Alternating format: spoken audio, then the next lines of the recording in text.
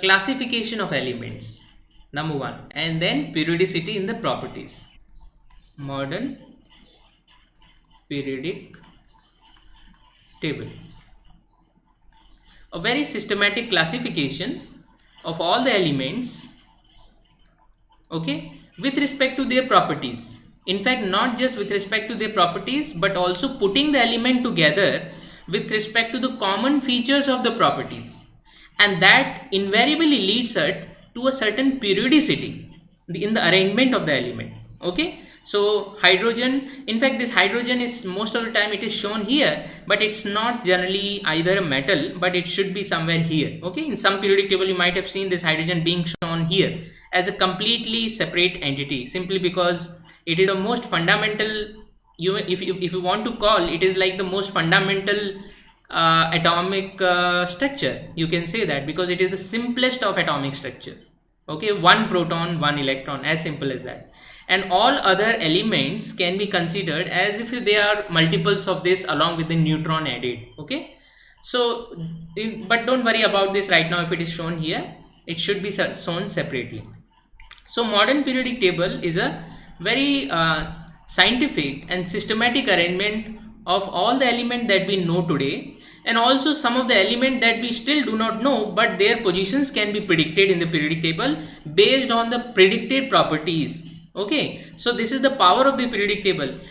Many of the elements were discovered much later after they were predicted, and how they were predicted based on this periodic table. You know this historical development. Many of the elements, they were some of the elements which were in between in this periodic table, they were discovered, but something in between of them were not discovered. Then what happens, based on the property of, let's say, the known one, something some elements of some unknown elements of predicted properties were discovered later, and their positions were found to be exactly in the place and where they should be, okay, with respect to their atomic number. So modern periodic table is a very systematic classification of all the elements that we know today with respect to their properties, and also having them to be put in a certain pattern which brings them together with respect to the common properties. Okay, so there is a periodicity. You can see that all these the numbers which are written here, 1 2 3 4 5, these are like periods. Period number 1, this is like period number 2, this is period 3, period number 3.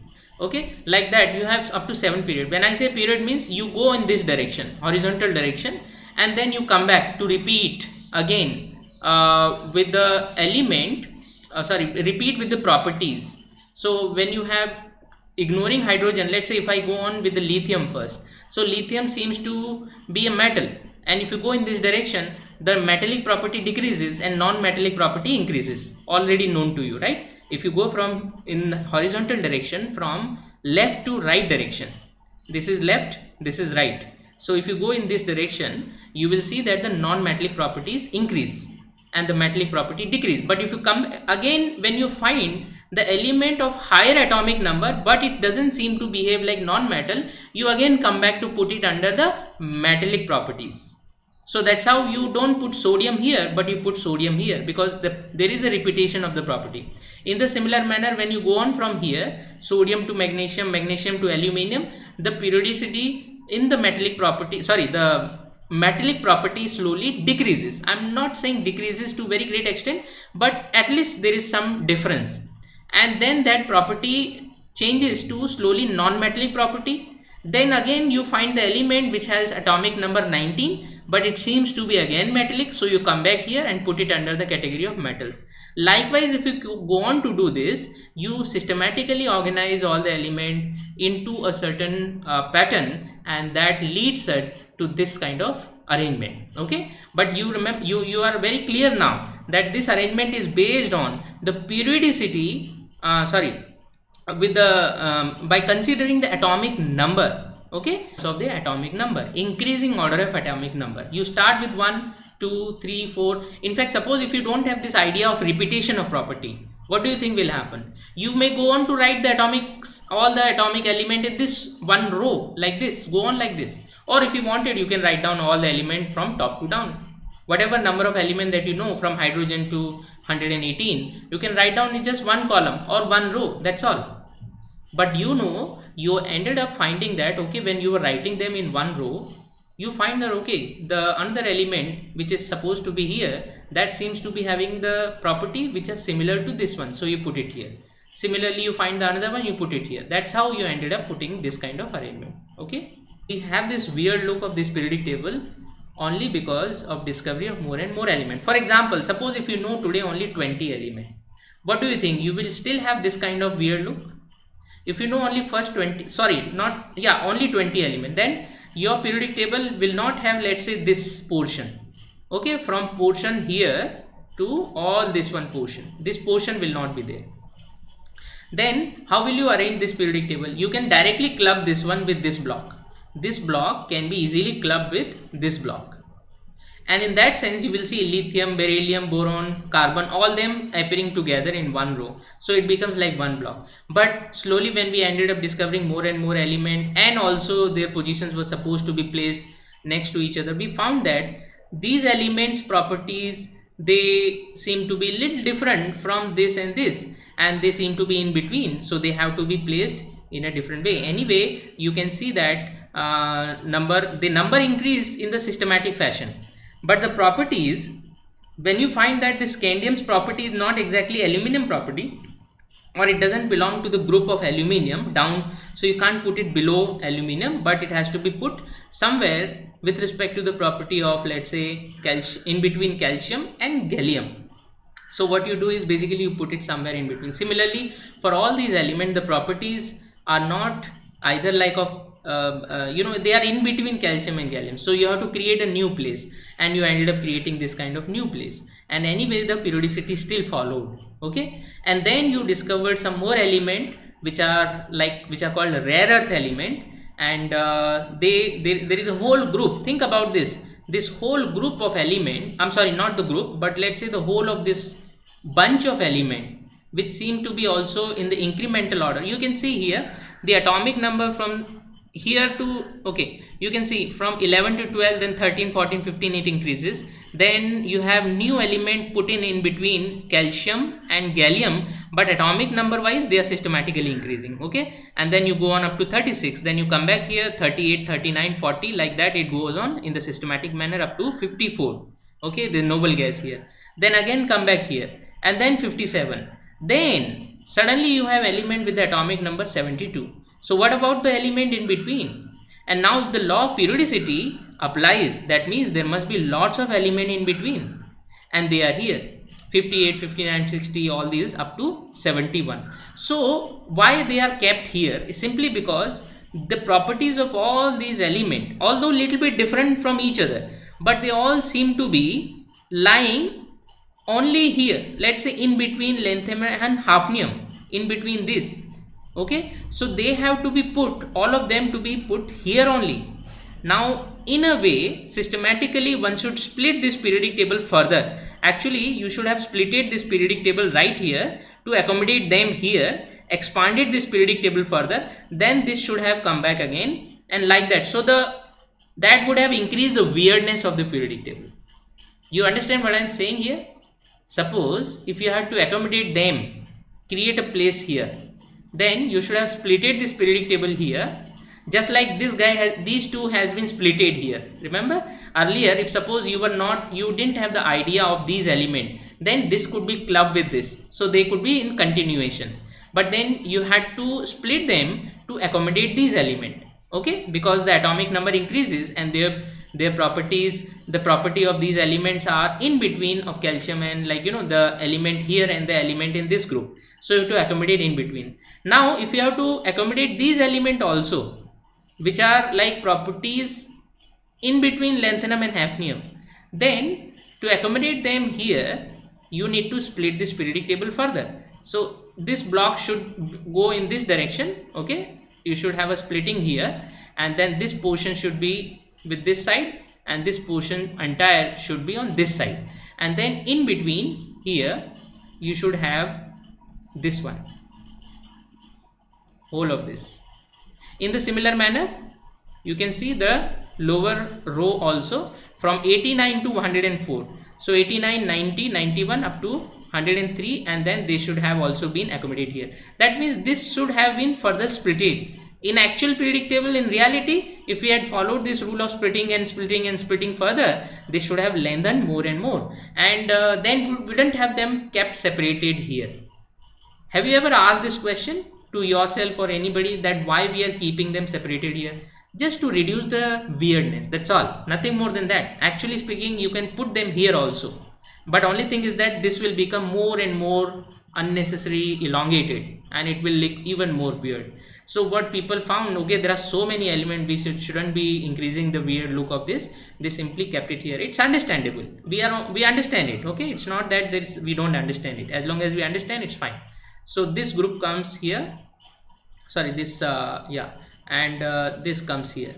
There are specific names to this particular bunch of element, which is called, this is called lanthanide group, okay. It's not written here, lanthanide, and this group is called actinide group. From the name of the first element of this series, you can see lanthanum, cerium, and this all other element, they all have the similar properties. Similar in the sense, try to understand, when I say similar, I'm not saying same. Similar means there is a little bit difference, but they still have properties which are neither of hafnium nor of, let's say, barium in between. So but there is a certain difference, subtle difference among them, but they are in between these barium and hafnium. This is just the brief introduction, all of you know this, I just repeated it, okay.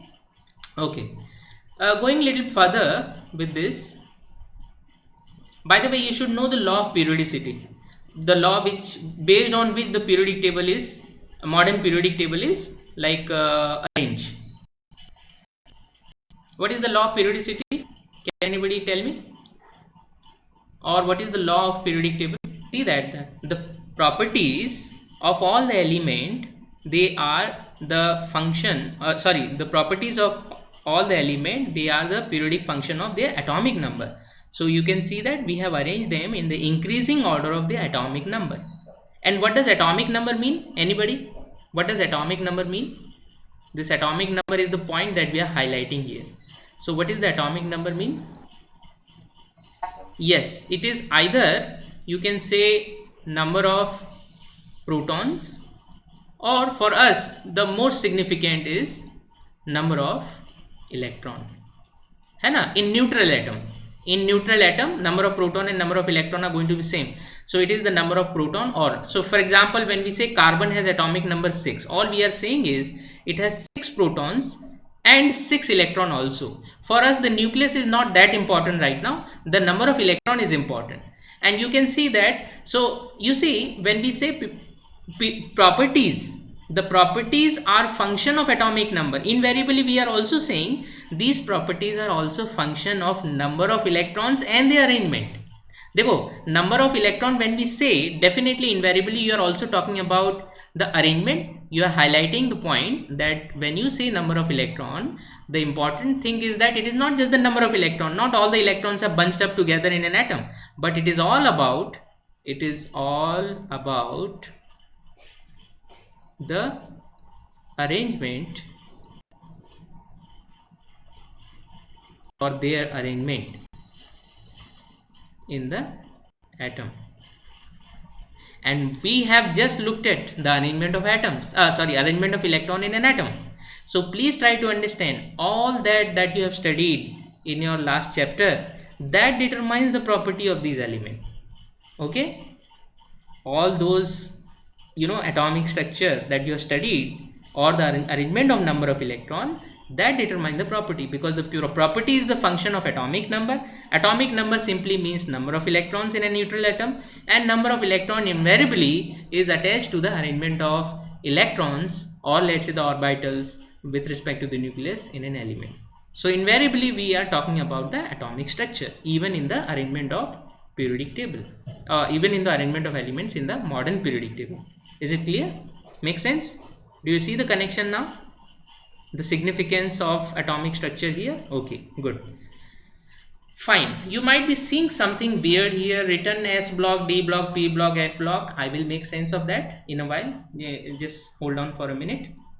I would like to highlight some more thing here, which is also known to you. So you can see that whatever element that we know today, they are organized in 7 repeated period. First, second, third, fourth, okay, up to 7 period.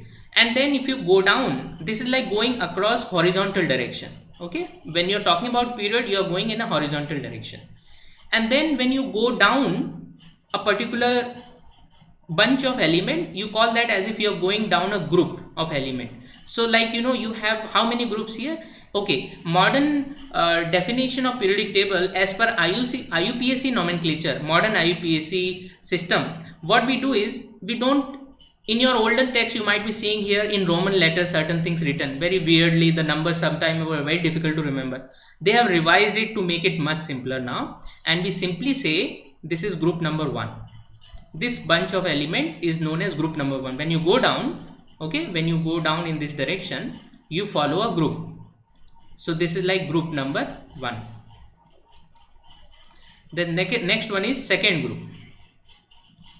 So likewise, you have all these as groups, first group, third group, and in simple letters. Doesn't matter whether they are in the pit here, it doesn't matter.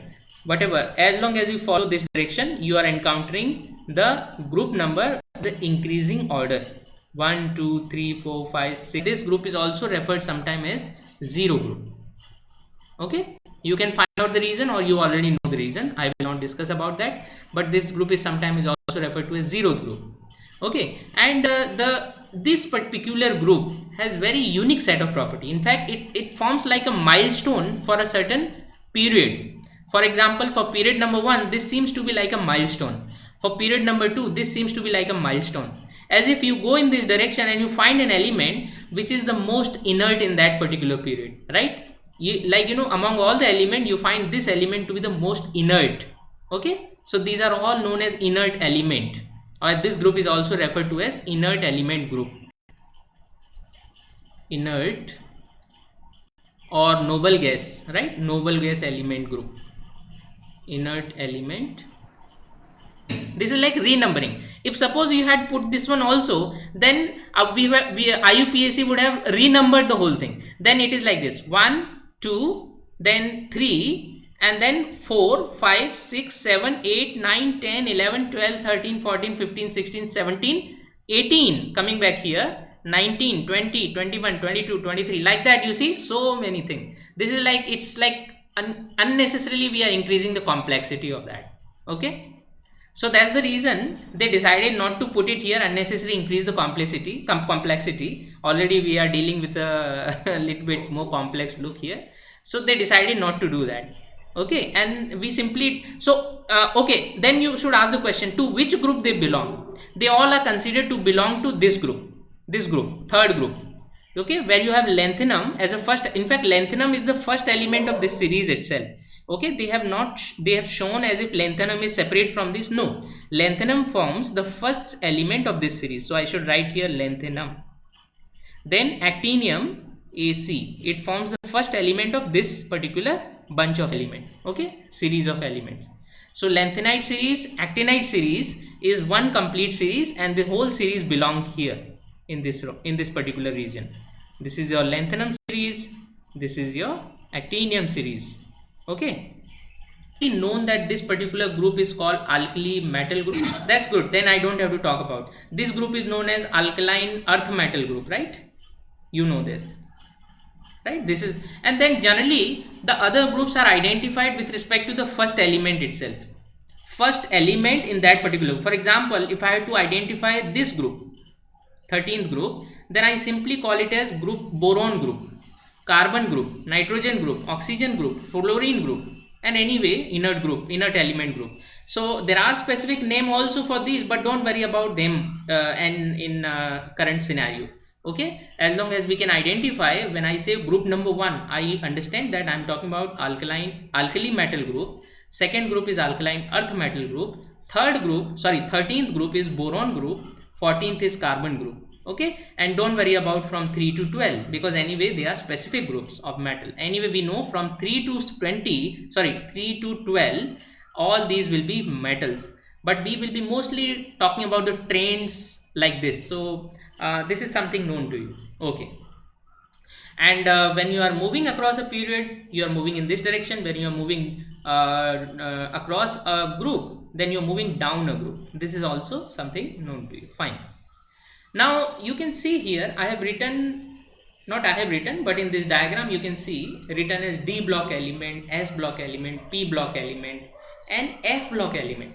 At least you are able to now appreciate what it should be S, what it should be by D and what it should be by P. Okay, because these names are from the orbitals name that you have known. Okay, S, P, D and F. So why is this here? I will show you something interesting. Okay.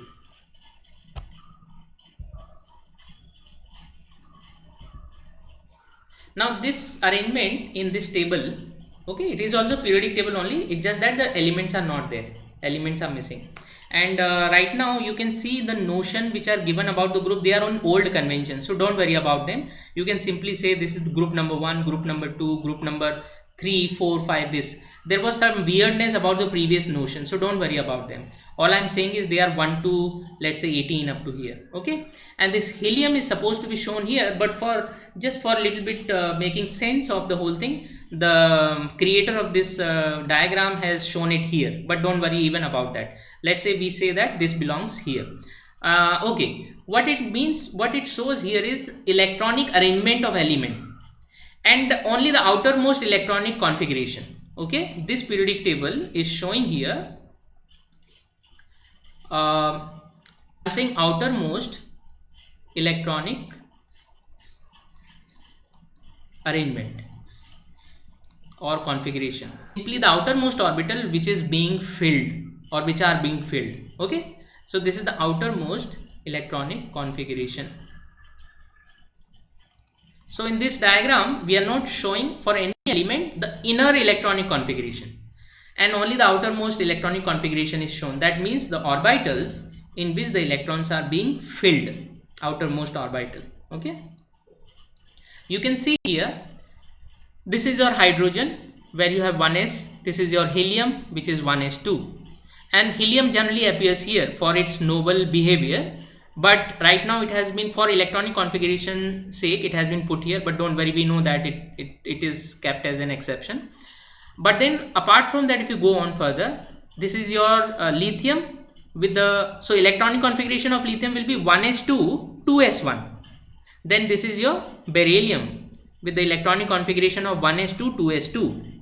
Then this is your boron with the electronic configuration of 1s2 2s2 2p1, but then only outer one is shown. Now if you arrange all these elements, now why I am saying that, why for us it is always the outermost electronic configuration that is most important, because most of your chemistry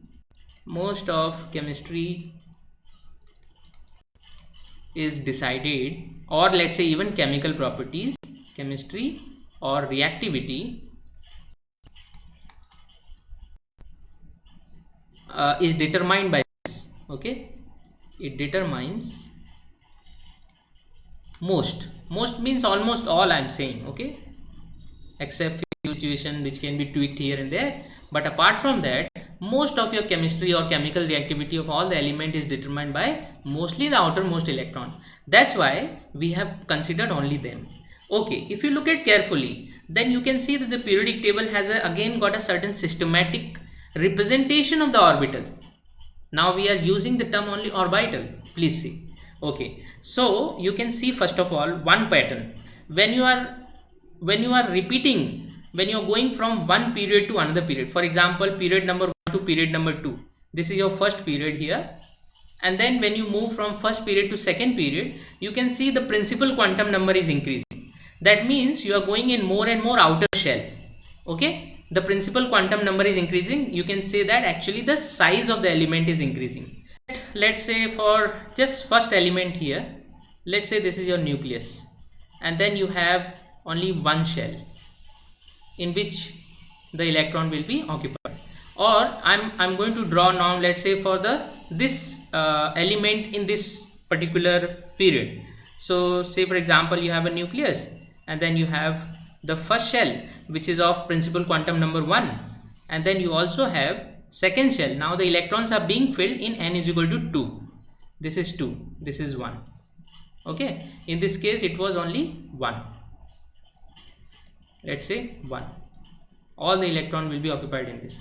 Then if you go for the third period, then you can see that you go for even in a higher and higher shell, third shell. The outermost electrons are now occupying the third shell. Always this dot is like nucleus. Okay, this will also grow in size. Of course I'm not drawing in a very systematic fashion. The fourth period, you can see the nucleus will be even heavier because more proton, more neutron, but at the same time your outermost shell becomes more and more important because all these inner shells are filled up completely, and now your last electron is occupying the fourth shell. Okay, fourth shell means fourth principal quantum number. You have more orbital in this. See, when I am drawing this half circle, don't think I'm drawing orbital.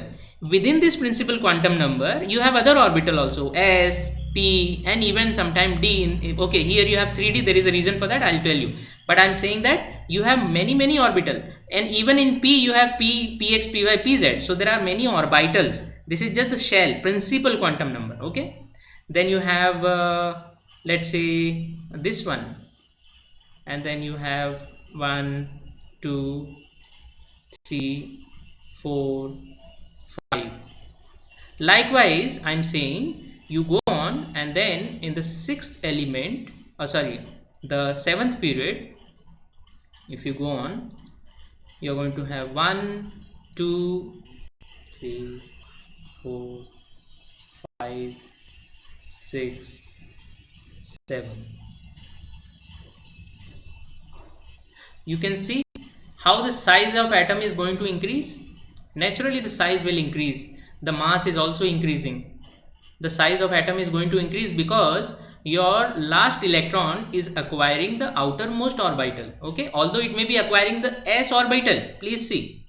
Okay, if you see the whole of this bunch of element in these two groups, 1 and 2, actually speaking, the outermost electron is occupying the s orbital. But s orbital of which shell? Which principal quantum number? The higher and higher principal quantum number. So in this case, there is a electron, last electron in 2s orbital. But that 2s orbital is of, it is closer to the nucleus than the 3s orbital, because 3s orbital belong to the third principal quantum number. Similarly, for seventh principal quantum number or large shell, the s orbital is being occupied by the last electron in this element.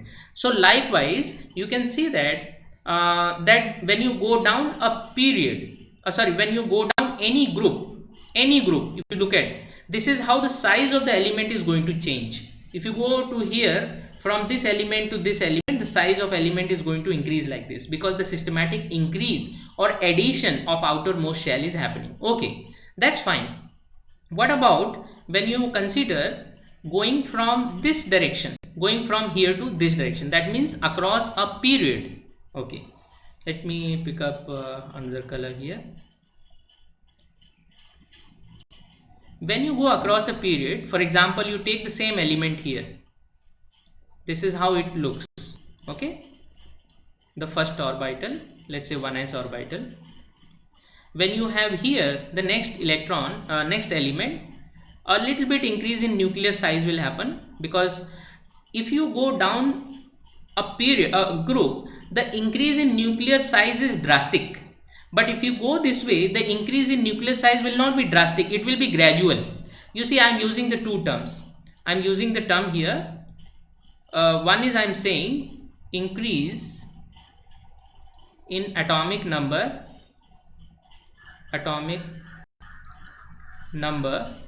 is drastic when you go down any group. But when you go across a period,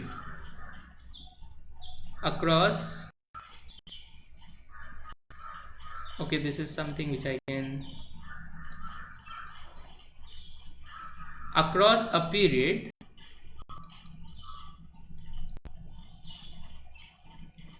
the atomic number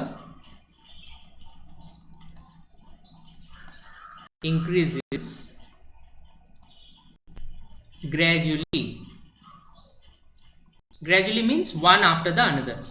Let's say 1, 2, 3, like that. But if you go from here to here, how atomic number is changing? For hydrogen, atomic number is 1. Next element is 3. This one is 11, sodium, right? Do you see that? Hydrogen, then you have lithium. This is for sodium. So sodium has atomic number 11, and then potassium has atomic number 19. So there is a sudden jump. The changes are drastic. So that means both Z, A means atomic mass number, and size of atom are increasing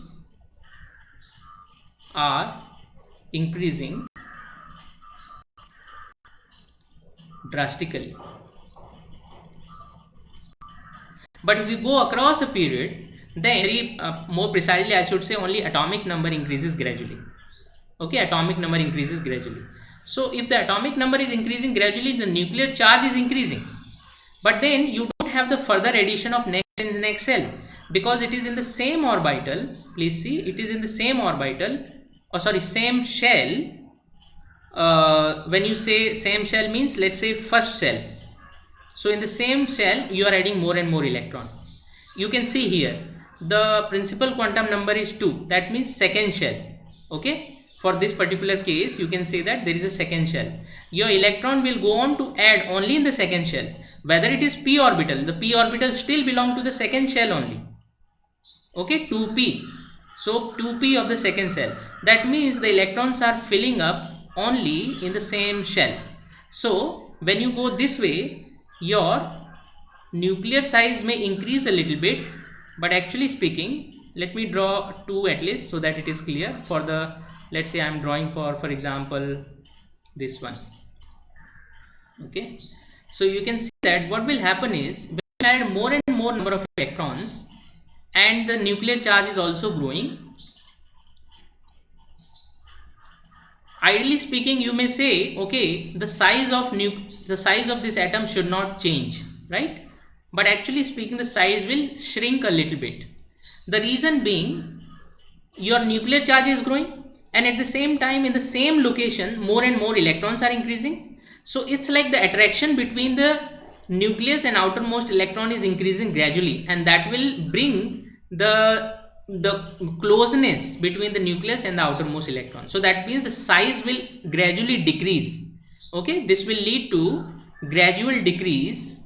This leads to gradual decrease in size or atomic radius. Okay, gradual decrease in size. When you go this way, drastic increase in size. Okay, because outermost, so there are consequences of this. We will see that how the outermost electron is under less and less influence from this nucleus, and if you go this way, the outermost electron is coming under more and more influence of the nucleus, because the size is increasing, size is decreasing, and the nuclear charge is growing, and the number of electron in the outermost shell are also increasing. So more and more attraction are happening. Okay, so you can see that sequentially the number of electrons are being added, but only in the outermost shell, and nuclear charge also increases, so the atomic size sequentially shrinks a little bit. Okay, the whole thing has been shown here in a pictorial diagram. You can see here, these are like, you know, the changes in radii. Okay, suppose if you look at lithium, and this is your beryllium, so these are relative changes, let me tell you. And of course you will find in some other places the numbers which are written here, these are actually picometer. These are radii of every elemental atom in picometer. It is shown in picometer. Picometer means 10 to power of minus 12 meter. Imagine such a small size that we are talking about in terms of atomic radii. Okay, so this is shown just for the representation purpose.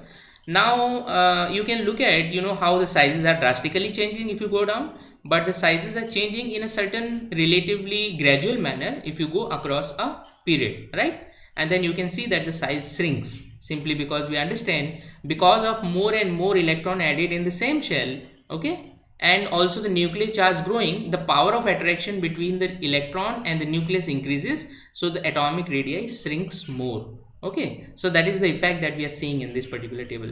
You can see that deliberately the atomic size of these noble gases is not shown in this table. In fact, if you look at in internet and try to see the periodic table with atomic size, you will find that the atomic size of these are found, they will be shown much bigger. In fact, some of them will be found even bigger than this.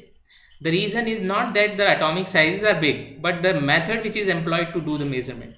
Okay, because the question arises, how do you measure the atomic radius ultimately? How do you know this? That's the question. In fact, it is an experimental thing only, completely.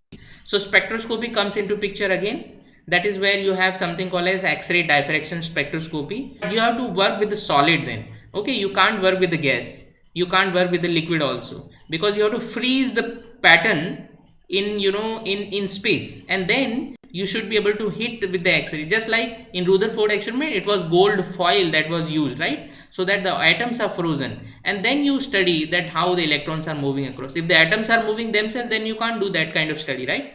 So here think about that the atoms are just like, I'm talking about some particular metal, for example, where atom may be considered sitting next to each other, and not just in, let's say, one plane, but in a three-dimensional structure. Okay, say for example, you may have some very thin foil of some metal or something like that. You may have more atoms across, and there is a systematic arrangement of them in the solid state. So it's a frozen state that is being considered, solid state.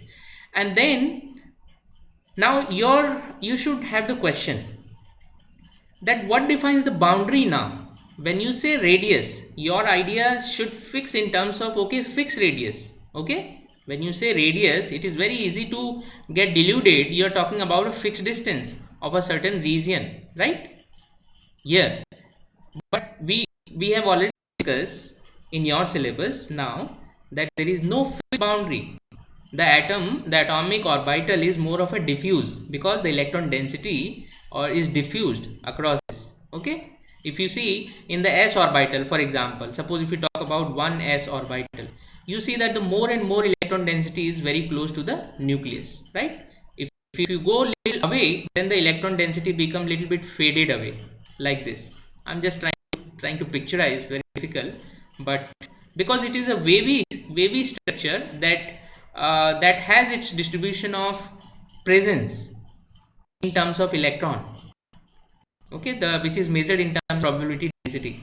So here is more density, then you have less and less and less. So where do you define the boundary then? Okay, that's the question arises. So the trick that is generally referred is, you must understand that these are not fixed radius. The way in which we are going to measure the radius, first of all, trying to locate the nucleus like this. You know, the region which can be considered to be really felt in terms of its hardness is the nucleus, because all the particles are compactly packed in the nucleus, neutron and proton. So what we generally measure, for example, if I picturize this, I won't get these boundaries, but I will get these nuclei sitting next to each other. These things can be felt easily. Electron density's presence is not easy to be located. Okay, so when you know these locations which are precisely known, what we can do is, suppose if I want to find out the radius between the two particles, all I need to know is the distance between the center to center of the two atoms, and by assuming that they are not fused into each other. Okay, this is also an assumption in many cases. So the distance between one nucleus to the another nucleus, this distance is like a diameter. You can see that. Okay, let me keep it here. Suppose if you have an atom here and there is another atom which is sitting next to it, probably they may not be exactly sitting like this, but there may be some kind of electron density diffused between the two, and you may not be able to sense these boundaries, but then the nucleus is being sensed, suppose. Then in that case, the distance between the two nucleus can be measured, and this is like diameter of the one particular atom, because this is like half and this is half, d half, and this is also d half. So d half and d half will be like d, and this is like a diameter. Therefore radius is d by 2. Now measuring these locations from X-ray, diffraction. You don't have to know these if you are not comfortable, but I'm just telling you the methods that are being used to find out these are all nucleus. Okay, these are like nucleus pattern. So you can very easily now sense this diameter, and if you make half of that, that will be your radius. So you can consider this as a typical radius of an atom. This is what is done in most of these cases, and that measurement has been put forward here. Okay, that's the thing that has been done. Now why it is not shown here, there are reasons for that, and when the chemical bonding chapter will be discussed, when we are going to discuss some weak forces little later, something called as van der Waals force. If you know gas laws, we just talked about very quickly, that will be looked at, and that is why you will see that why these things seem to be a little bit bigger. Actually they are not, but when you do the measurement, it is the method of measurement that what it supplies you, that is what you take, right? So don't worry about this, but you can always think that these will be even smaller than this. Actually speaking, they should be even smaller. For example, if I had to draw for neon, it should be even smaller than this fluorine here. Okay, so this is what I'm trying to tell you, that when you say the radius of an atom, now we don't have an idea of fixed radius. It is definitely, but this is like an average idea. You can say that this is more of an average idea, and it will be still useful parameter. I also wanted to point out here one more thing. Now you can very clearly see in this whole of the chart that very clearly some part of this entire periodic table seems to be only filling the last electron in the s orbital. You can see that this particular block, which is made up of group number 1 and group number 2.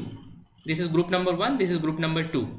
This block seems to be filling the last electron in the atom in the s orbital. Similarly, if you can look at here, irrespective of what principal quantum number, but you can see that the last electron is filling in the d orbital. You can see here. And then here, if you look at the entire of this block, the last electron in the atom seems to be filling only in the p orbital. And also, if you look at, there is another block here, very carefully, although it is not shown here, but actually the last electron, if you put this one here and if you expand this one, this is starting from lanthanum. Okay, starting from lanthanum, and then here it is actinium. Okay, so if you put them here, then you can see that the systematically the electron will be only filling in the f orbital, in the last electron. So we have simply identified these blocks as with some specific name. This block is referred to as s block. This block, entire block except this one, is referred to as d block element, and these are referred to as p block element, and then the element in these two rows are referred to as the f block element.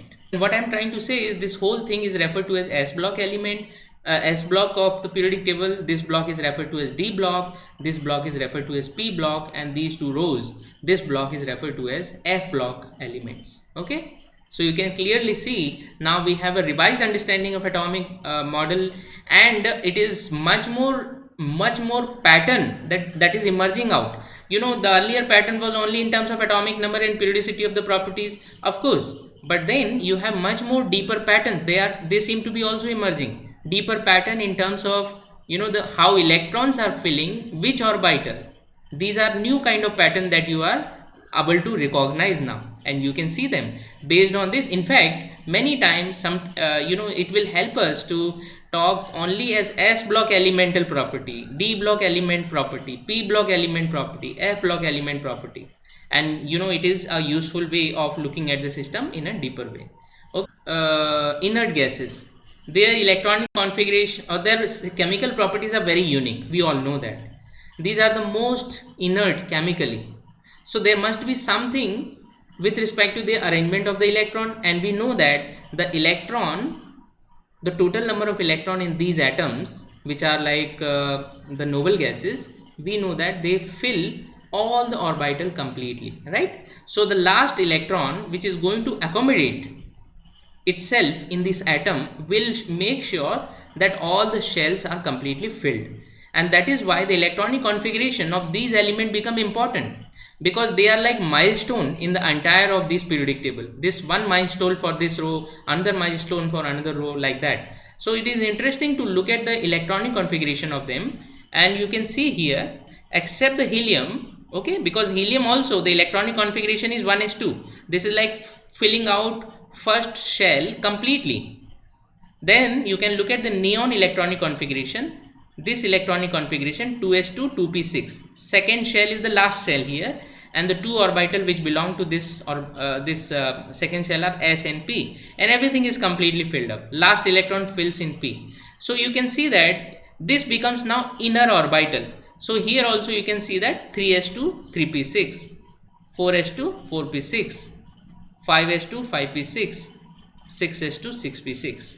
You can see very clearly that the general electronic configuration of all these gases except helium, you can say that it is ns2 np6, because all the orbital which belong to this particular quantum number n, they are completely filled before that, okay, and here is the terminal, and now next orbital will be added. The next orbital that will be added with the higher quantum number, sorry, higher principal quantum number. For example, when you complete the row of, let's say, xenon, okay, when you complete this row of xenon here, okay, up to here you have principal quantum number. This is like a sixth period. This is your, they go 1 2 3 4 5, sorry, fifth period. This is your fifth period, right? So you can see that up to fifth principal quantum number, all the orbitals are filled here. Now moment you have to turn to the next element, where you have to add one more shell, and that will be sixth quantum number, sorry, sixth principal quantum number, n is equal to 6. That is why the entire row will now run with the principal quantum number 6 also, and that is why radon has to fill the last electron in the last orbital of principal quantum number 6, or you can say the sixth cell, okay. So like this. So you can see the common feature in the electronic configuration, and you can actually understand everything much better. Well, you can always consider to use these symbols which I was telling you yesterday to represent the electronic configuration of the inner orbitals, okay. So we generally know that these will be least participating in the chemical reaction, and of course the filled one will be least participating, but only the one which are outermost, they will be participating in chemical reaction the most, okay. So this is more like an introduction, like, you know, showing you the significance of knowing the arrangement of electron in an atom in various orbitals, okay. All right. Well, this another table here just to show you that, and this is something known to you, I don't have to say much, that's why I didn't care much about the blurred vision. What I want to highlight is entire periodic table has three categories of element, actually speaking.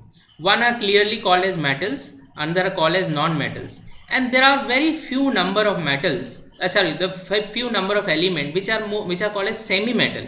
Why? Because they are neither completely metal nor completely non-metal. So you can see that the blue colored, in fact you will realize that a large number of elements are actually metals. A huge number is actually a metal.